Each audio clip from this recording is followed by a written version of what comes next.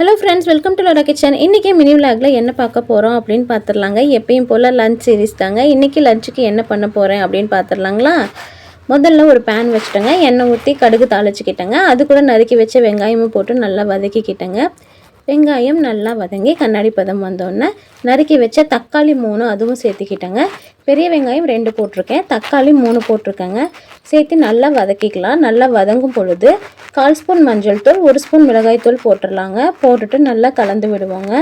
நல்லா கலந்து விட்டுட்டு இந்த வெங்காயமும் தக்காளியும் நல்லா வதங்கி மிக்ஸ் ஆகி அந்த பச்சை வாசம் போகும் இல்லைங்களா, அந்த ஸ்டேஜில் நான் சோயா ஊற வச்சுருக்கேங்க. ஏற்கனவே ஊற வச்சு புழிஞ்சு எடுத்து வச்சுருக்கேன்.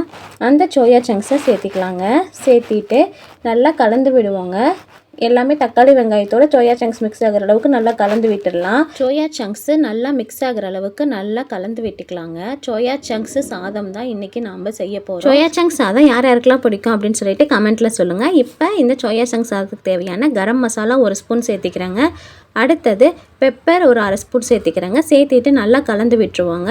கலந்து விட்டு இதோட பச்சை வாசமும் போயிட்டு கொஞ்சம் நல்லா ட்ரை ஆகுங்க.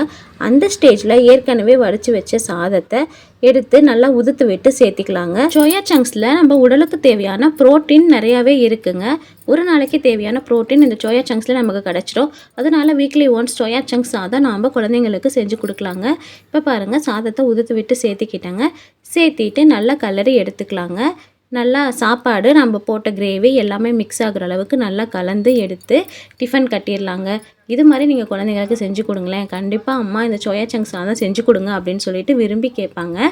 இந்த வீடியோ உங்களுக்கு பிடிச்சிருந்தா நம்ம சேனலை நீங்கள் மறக்காமல் சப்ஸ்கிரைப் பண்ணிக்கோங்க. லைக் பண்ணுங்கள், தொடர்ந்து வாட்ச் பண்ணுங்கள். மினி விலாகு டெய்லியுமே நான் லஞ்ச் பாக்ஸ் ரெசிபி போட்டுட்ருக்கேங்க. நம்ம சேனலுக்கு தொடர்ந்து சப்போர்ட் பண்ணுங்கள். தேங்க்யூ ஃபார் வாட்சிங்.